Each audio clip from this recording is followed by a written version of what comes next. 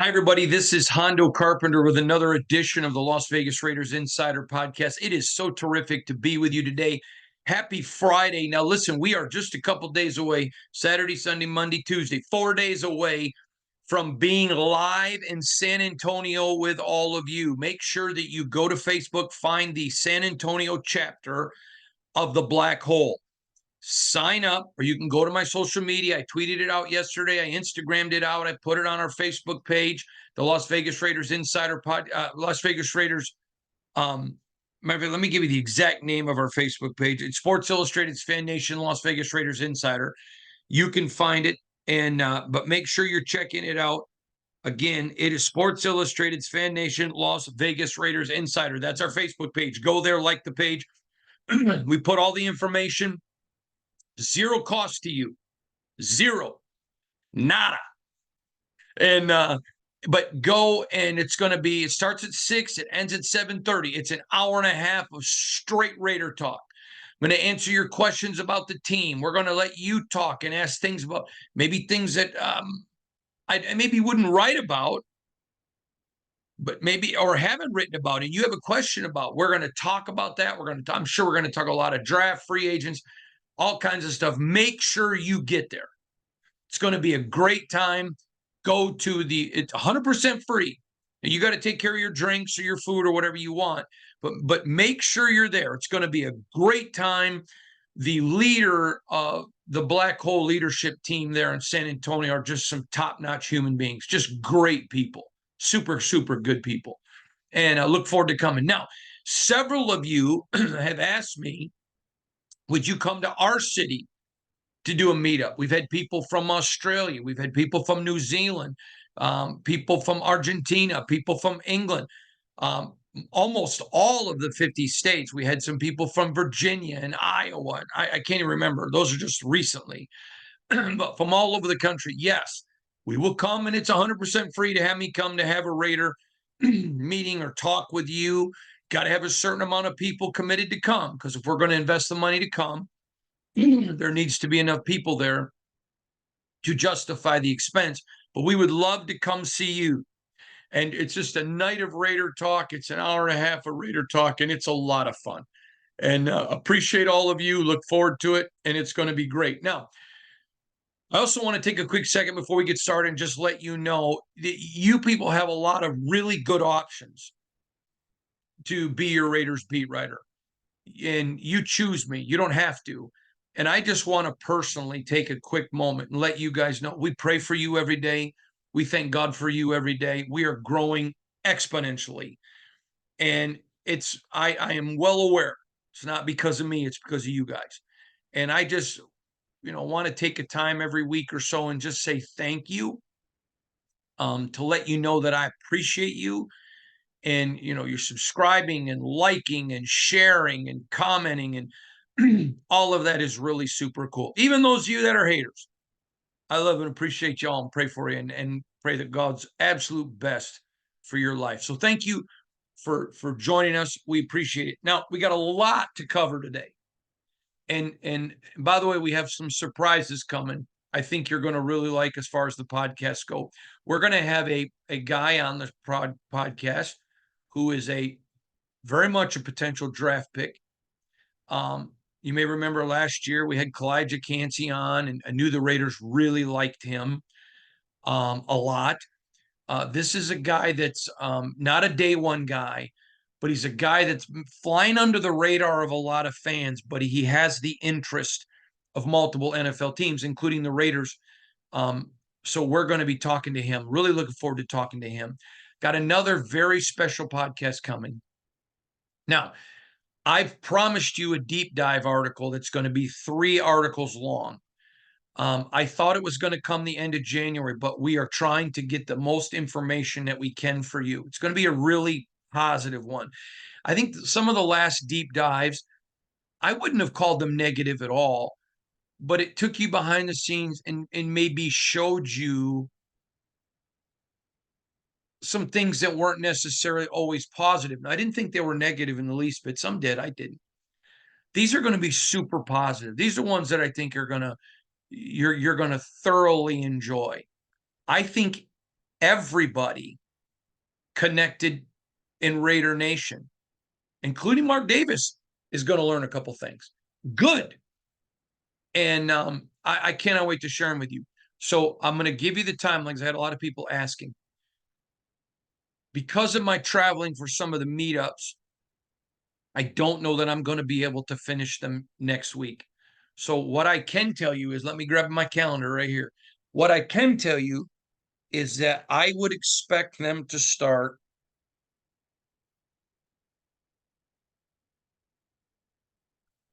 no later. Well, let's just say this. Then we go into the combine, and all of our coverage is going to be combine related. So I would anticipate probably right now, sometime after the combine, but you're going to thoroughly enjoy them. They're going to be, you can't miss, because you're going to learn a lot about your Raiders, both your Raiders today and in a little bit. We'll just leave it there. I don't want to say too much, but just want you to know I appreciate you asking. I know that you all enjoy them, and it's going to be perfect and good. Now, I have another thing I want to start doing, and I'm not going to do it every day, but I'll probably do it 3 or 4 days. At least that's my hope. Now watch, if I don't do it 3 or 4 one week. Yeah, okay. I'm going to try. But I do a weekly question and answer article, but I'm thinking about maybe, just because I get so many every day, once a day, just picking one email and reading it for you. A question. So this comes in from one of our faithful listeners, Hodari, and I don't know where Hodari's from. Now, if it's Hadari or Hodari, I don't mean that to be disrespectful. So if I pronounced it wrong, forgive me, but this guy's been a terrific listener for a long time. Get a lot of really good quality emails from him. Read it. He said, just listen to your latest episode regarding the draft. So I believe this would have been yesterday's podcast. And I have a couple of questions based on a word I hate the most: assumption. But Ari, I know that I would like you, because I hate assumption too. Because you know what happens when you assume? You make an ass of you and me. And I do it enough on my own. I don't need your help, Hodari. Here we go, buddy. It says, let's say that the Raiders feel that Daniels is a generational QB, and I agree that trading to number 1 is the only way to guarantee that they get him. Is it out of the realm of possibility that the Raiders could then trade back to 2 to recoup some draft capital? Would the Commanders ever have interest in participating in that? I really have no clue how ruthless the draft is. Okay, no, they would not. And let me explain why. If I am the Commanders and I'm sitting at 2, and I believe the Commanders would be thrilled to get Caleb or Jaden, I have reason to believe that, so I'm just going to leave it there. Why would they move if they would like either one? Why would they give up draft capital? Now, if you don't understand Hodari's question, you didn't see yesterday's podcast, I talked about, if the Raiders only think one of the 3 quarterbacks, now let's say maybe they think there's 4. Let's say that there's that the organization, let's use JJ McCarthy. So let's say the organization says, hey, we like Drake, we like Caleb, we like Jaden, and we like JJ. Okay. Or let's say they only like one. Let's say that the Raiders only like Jaden Daniels. And I'm speaking hypothetically again, but I believe, based upon personal relationships that AP has with Jaden, I think at this point, and I can tell you again, no decision has been made yet. I want to make sure that everybody hears that. You're hearing a lot of speculation, and that's fine. There's nothing wrong with speculating and analyzing. That's good journalism. But I'm telling you, the Raiders have yet to make a definitive decision on anybody. I'm just going to put that out there. I take that back. I think there's some people they've made definitive decisions against negatively, but in referring to those top quarterbacks, I don't believe any definitive decision has been made. Okay. And I have reason to believe that. So I talked about if you're the Raiders and let's say you only like one of the three. Well, I don't believe Washington's going to move. I think they're going to stay put at 2. I don't believe Chicago has, matter of fact, let me rephrase this. I know Chicago has, as of this taping, not yet made a final decision. I know from people who I know in the organization, I know some people in the organization who have told me they want to stick with Fields. Trade down, pick up even more picks. But the people who've told me that are not the final decision makers. So what I've been told is no decision's been made as of yet. So if they were to give up number 1, somebody would have to way overpay. So let's look at what a potential cost would be. You may remember in 2021, the 49ers, above the general manager level, really wanted Trey Lance. I do not believe, I reported it at the time, and I'm going to say it now, I don't believe that that was John Lynch and Kyle Shanahan's idea. I have reason to believe that. They really wanted Trey Lance. So they moved from 12 to 3, and here's what they gave up. They gave up oh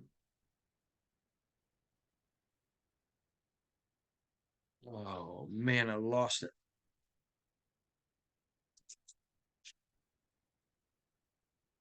They gave up 3 number 1s and a 2. Okay? So here is my question to you. So the Raiders would give up number 13, number 1 in 25, number 1 in 26, and a 2 this year to move up to 3. Now, I was told the price would be a little bit higher than that. So it would be a little bit higher than that. So then you have a decision to make. What if you only like one guy? Well, then you can't move to 3. Now, I believe Jaden Daniels is not going to get past number 2. And because remember, we're hypothetically using him as for this example, I think hypothetically based on some at least evidentiary critical thinking.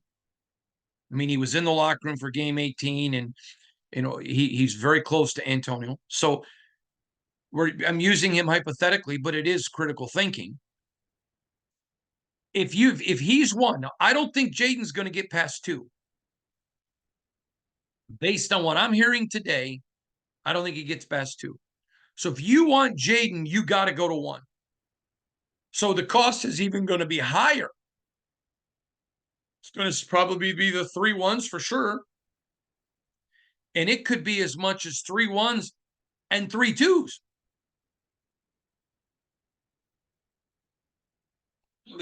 If it was 3 1s and a 2 to go from 12 to 13, going from 13 to 1, that is what I was told this morning.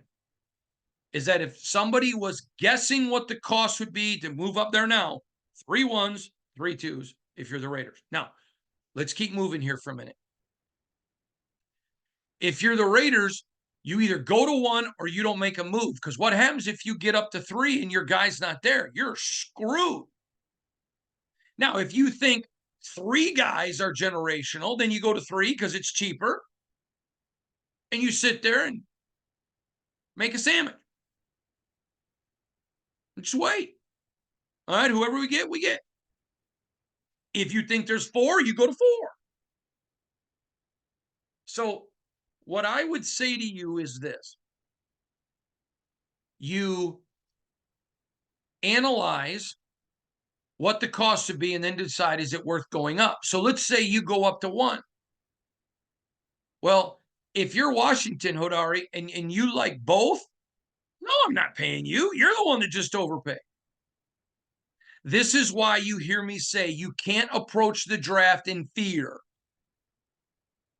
You have to, but you also can't approach the draft with bravado. You got to know that's your guy. Because if you're wrong, if Telesco and AP move up and they're wrong, they're out. They're not going to be here very long. Now, if Mark Davis said, this is the guy I want, go get him, then that buys them time. But if they go to him and say, this is the guy we want, and they're wrong. Imagine, now we know that Mark Davis has given them the green light to do whatever they got to do to improve this team. And I'm going to tell you, as a Raider fan, you do not know how blessed you are. There are a lot of owners. No. You're fortunate. And I'm not kissing Mark's rear. I've been critical of him when I think he deserves it. I don't think he deserves it here at all. But if Mark says, okay, whatever guys you think, go get them, and you're wrong, and somebody else in that top three pans out, you out. See ya. You are the weakest link. Goodbye. I mean, done. So that's why you can't approach it with fear, but you can't approach it with bravado. You got to know that you know. And if there is any uncertainty, you don't move. If there is any uncertainty, you don't at all move. Now, in a minute, I'm going to talk about something else I learned yesterday, but I want to finish this train of thought on quarterback. So you got to know what you're doing and then make a decision. So now the process is you don't move to one right now until you've made a decision on the others. But as the draft gets closer, the price of poker goes up. I mentioned this in yesterday's podcast. The Raiders knew what the cost last year was to move to 1, 2, and 3. And they could have moved. I know that for a fact. I was told that I was told that at the combine and right after the combine by people within the Raider organization. That they had called, they had known the cost, and they thought it was just way too steep to go to 1 or 2. So you can't make that decision because the more guys that you feel are there, or let's say it's not even that. Let's say that they just think there's another player that they can't miss. So they got 4 people they don't care. As long as they get one of the 4, they're happy. Then you only have to go to 4. But the longer it takes to make that decision, the cost goes up. Or maybe Chicago makes a decision. Yeah, we're going with Caleb no matter what. We're going to ship Justin off to Atlanta or somewhere else. And no, we're not trading. And then you have the Commanders. No, we're not trading. Then you got the Patriots who are in a little bit of flux. There's been such a vacuum of leadership that I'm told by people, I don't think anybody there right now knows what they want to do. So that's up in question. So a lot going on there. Hodari, I thought that was a great email. Thank you for it. Going to start doing that. Remember, if you ever have a question for me, got to include your name. Got to include your name. But you can email me, Spartan Nation Mail, MAIL at yahoo.com. Thanks, everybody. Okay, so now I want to get moving a little bit.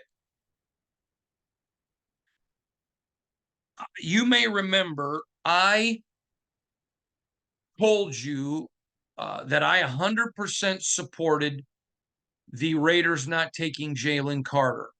And it was not that he wasn't talented. In fact, I told you at the time, and I've told you numerous times later, multiple people in the league told me they thought he was the most talented player in the draft. Just physical, God-given talent. But there were a lot of red flags with him. Some people knew about, some people didn't know about, but a lot of red flags. And a lot of teams said, no, he isn't on our draft board. Now, you may remember he was dropping. And his agent got on the phone. There was reports of this and basically convinced the Eagles, you got to take him. Because they knew if he got past the Eagles, he was going to exponentially drop. And so he comes in and he starts to have a great year. And he did. People, this was so stupid. Relax. Well, there's no boy, I want to pick the right word. We are in a society innocent till proven guilty. Okay. But now there's this report with Jalen Carter alleged death threats with the 49ers, Feliciano. And we know now that that's being investigated.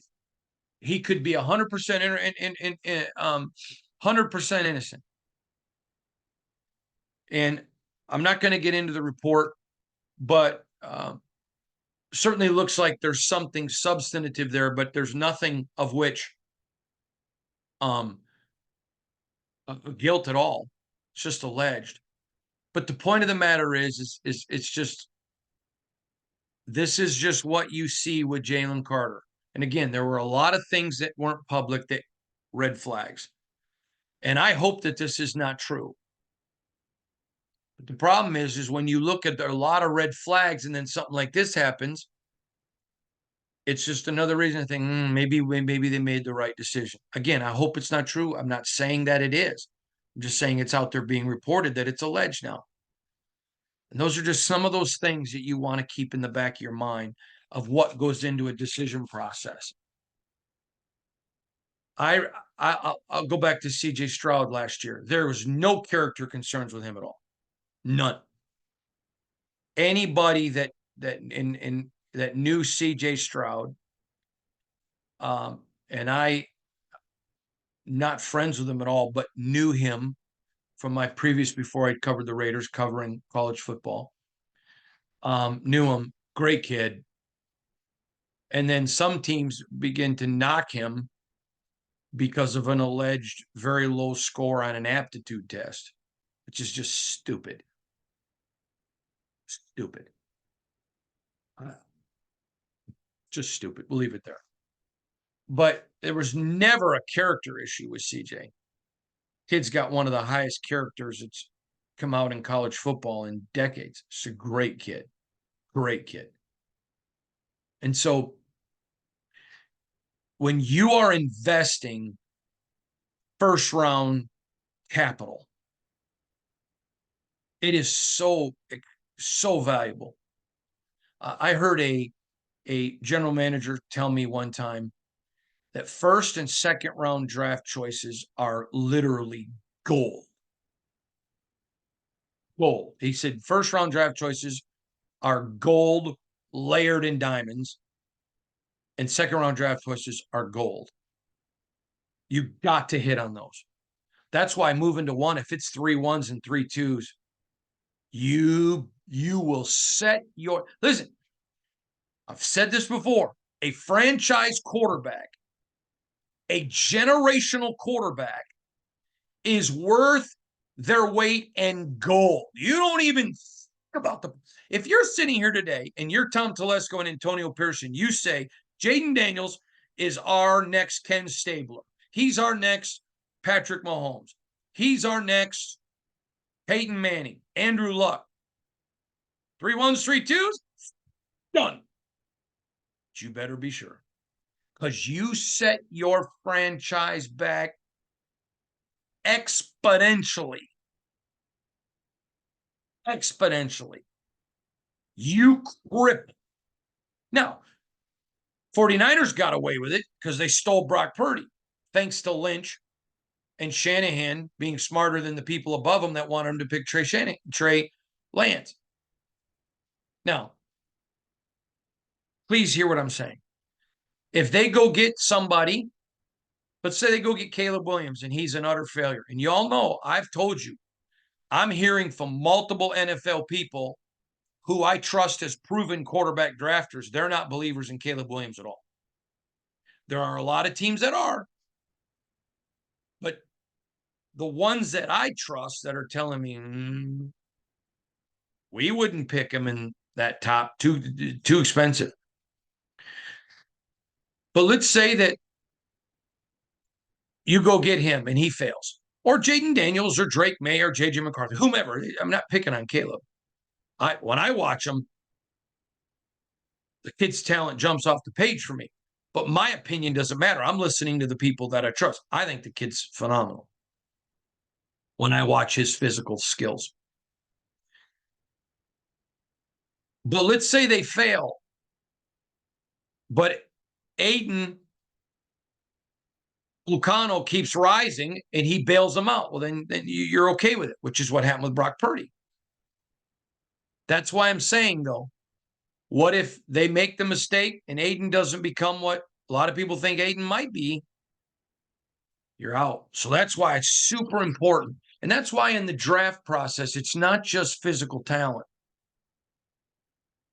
I mean, when you bring a guy to Vegas, now I'm going to say this because I think Vegas gets a crappy reputation.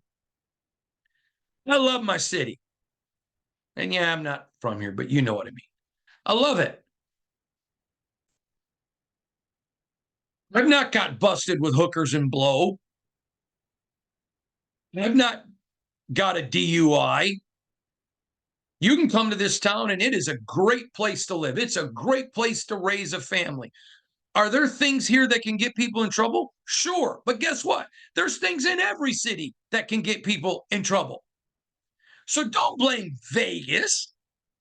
Oh, now blame Vegas. This is a great city. This is a wonderful place to live. Yeah, but Hondo, there's illicit activity in Vegas. There's illicit activity everywhere, Karen. Give me a break. Give me a break. You can find trouble anywhere. It's a great city. Great. Great city. I would challenge some of you that are concerned that the only thing in Vegas is trouble to come here and email me before you come, and I'll give you a week's itinerary of awesome stuff that you will love and have a great time. It's great food. It's great. There's just so much great stuff to do here. And living here, awesome. So don't blame the city. But you still want to know about people. Is there a character issue? And you're going to want to do that whether you're in Green Bay. There's stuff you can do in Green Bay to get in trouble, or Vegas. And that's why I brought up that thing about Jalen. Just, again, it's alleged. But with all of the smoke, and he didn't get through a rookie year without that happening, it lends people. And it just lends people to probably made a pretty good decision. And I found out about that from an NFL guy who I had talked about Jalen last year with, and he just kind of dropped it to me. He goes, "Hey, I don't know if you saw this." So I wanted to bring it up to you. Now, I mentioned to you about, and I'm gonna, this is all Raiders, but I need to address this because I think it's super important. And it is going to relate to the Raiders. The 49ers, I said to you after the Super Bowl, I actually didn't say it on this podcast. I said it on a national radio interview. One of the most difficult things about winning is learning to win. Tom Izzo, the Hall of Fame basketball coach at Michigan State, great friend of mine, love Tom dearly. He told me once the hardest part is you get a lot of kids that go to Michigan State that are All-Americans, but they have to learn how to win when they knew how to win in high school, but it ain't high school. You're in the Big Ten every night. You're banging and going at it. And they got to learn how to win. And he talked about that's one of the hardest things of building a champion is teaching and them learning how to win. Okay. So San Francisco, I said this on the national show, but it's going to be Raider related. So please stick with me. I'm not taking a bunny trail here. I said on a national show after the Super Bowl, if the 49ers stick with Purdy, don't panic. I expect them to be back in the Super Bowl next year because they got up there. Because remember, I had watched the Pistons try to beat the Celtics and the Lakers. And then I watched the Bulls with Michael Jordan try to break through with the Pistons. There's a learning process. Each time you lose, though, you're learning what you need to do. I said, but if they didn't panic, well, they panicked yesterday. Steve Wilkes, their defensive coordinator, who did a great job. Did a great job. Are there some things in the Super Bowl you can look at? Probably should maybe done that a little bit different. I don't know that you can say that definitively. I think you could say, I mean, I think there was some turnovers by the offense that hurt their defense and put them in a bad spot, but he did a great job with that defense. That was a super good defense. They fire him. Shanahan ain't going to fire himself, and he's got to have somebody to blame. I think that, and now I'm hearing they may hire Brandon Staley to be their defensive coordinator.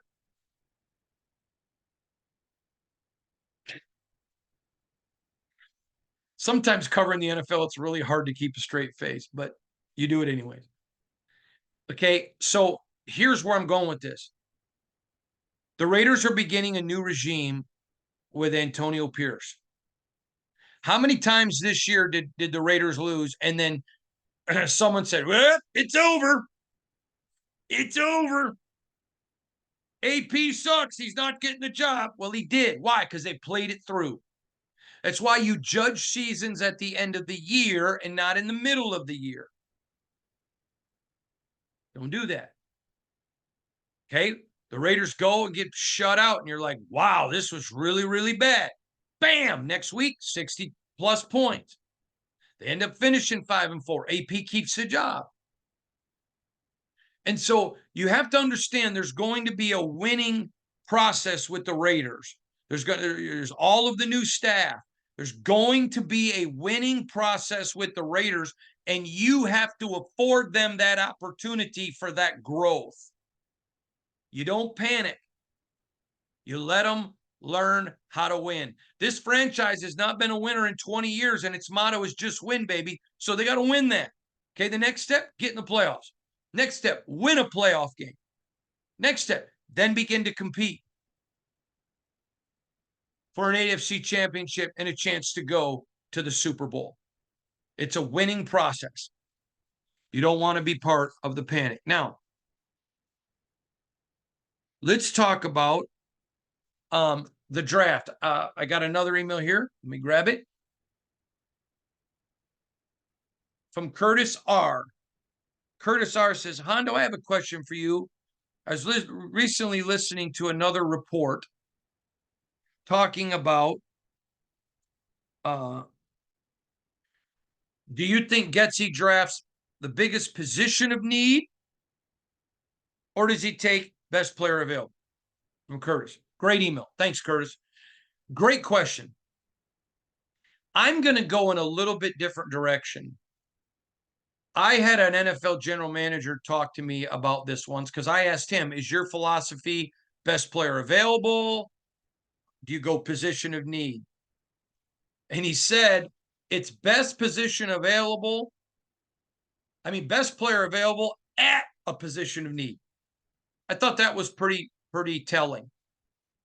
So, I mean, if you're the Raiders and we know that they've been looking at some defensive ends, it doesn't mean, someone asked me, does that mean they've given up on Kuntz? No.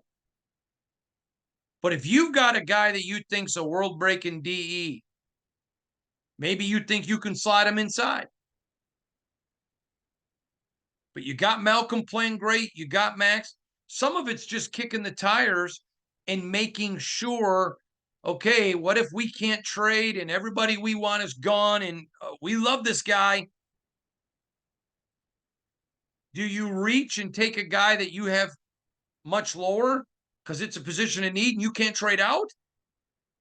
Or do you say, no, listen, we really need this position, but our next guy is way down the board. We think we can get him with our next pick, so we're going to take this guy. It's very fascinating how all that goes. So I think you look for the best player available at a position of need. Thanks for that email, Curtis. Now, I want to get into trading up or down. This is a very vital part of what I wanted to get into you with. I have heard from 4 teams that I'm talking to that they think the Raiders have a sweet spot in this draft. There's going to be as many as 4 quarterbacks go. at 13 or higher. As many as. Now, as of right now, February, whatever today is, I think it's, I don't even know. I think today's the 16th. I have no idea. It's Friday. 16th. As of today, the Raiders are in a spot where if 4 quarterbacks go before them, that means there's 9 players left. And there are a bunch of offensive linemen. There's a bunch of corners. You got a lot more than 9 players with a grade higher than 13 following. So if you're the Raiders, and let's say there are 2 guys that you really, really like, and you just can't, but you're not sure enough to trade to number 1. Okay. What about trade down to 22 or 24 or wherever? I'm just making a number up. Accumulate that pick and maybe a 2 and a 3. And know you're still going to get, this is going to be an interesting draft. Or do you stay at 13 where you know you're going to get a quality offensive, or not? Okay, you don't know because we don't necessarily know how the draft pulls out, but it's good. But there's some really high quality offensive linemen in this draft, or a great corner. Terrion Arnold, Kool-Aid, McKinstry, either one of those guys from Alabama would be great gets. There's just a lot of things. So you have the thing is, do we stay where we know if the Raiders stay at 13, they're going to get a quality player very worthy of that spot? If they say the cost to move up is too high, or we don't see a generational player or a generational player we can get, or do they then trade back and say, let's get some even more picks, fill some more needs, and keep moving? Now, last thing I'll address is when you look at veteran players, okay, and you would say it's a veteran player you really like. Now, remember I told you before, Hank Bulla, who was a great friend of mine, was the inventor of the actual draft board. He was a coach of the Buffalo Bills. He invented it. And most people are not aware that NFL teams not only have a college scouting department, they have a pro personnel scouting department. They're constantly scouting everyone's roster. So when Tom Telesco walks in his office, he knows every guy of every NFL team and a grade on them. So he can go and say, listen, we've got a veteran player here that we really like, but his grade is the same grade as this guy coming in the draft. And a draft player we're going to have on a 4-year deal, which is cheap. And we got a chance to develop them, and they're the same. And he's cheaper than this veteran. Let the veteran go. Why do I say that? So a lot of people believe the Raiders should have given Jermaine Illuminor longer than a 1-year deal last year. Okay. But the Raiders' thought process was, yeah, but Jermaine costs more than Thayer. So let's hope Thayer can win the job. And then if we only have Jermaine on a 1-year deal, we can let him go. Okay. Well, Thayer didn't win that job. Played well, though. Give that kid a lot of credit, but Thayer's on a cheap deal right now. So if there's someone else that they can get in the job, then this is no slam on Jermaine, who I think gets a rough deal from Raider fans. Rough deal. I've said it before. I'm stunned at times at the way Jermaine just gets blown up by Raider fans. I think he played very well, and Antonio Pierce loves Jermaine Illuminor. But if you've got a chance to let Jermaine go because of his cost, and bring in another guy that you think is equally good but a lot cheaper. And oh, by the way, he's on a 4-year deal. That's the NFL, baby. That's the way it works. That's the way it rolls. That's the way it is. And so you're constantly looking at who can I get in cheaper and already on a longer term deal,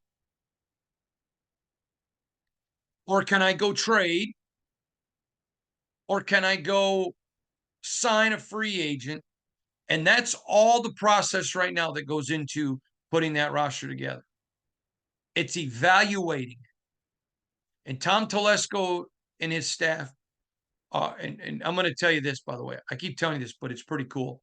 I've heard multiple people tell me that one thing that has really impressed Tom Telesco is he has dove into it and still finding balance to be dad. So I've heard not one ill word. And I don't know that I would tell you, but I wouldn't tell you this if I had. I'd not heard one ill word, and people have been very impressed. He is thoroughly going through the Raiders roster. He is talking to coaches, getting evaluations. I had one person say the other day, it's the most they've ever seen a coach, general manager interact with each other in a long time, and it's somebody that's been in the Raiders a while. So I thought that was pretty impressive. Now, lastly, later today, now depending on when you listen to this, coming up at noon, we're going to be talking to Luke Getsy, the new offensive coordinator, on a Zoom call. And one of the things that I really want to talk to him about is I want to learn his philosophy. I don't.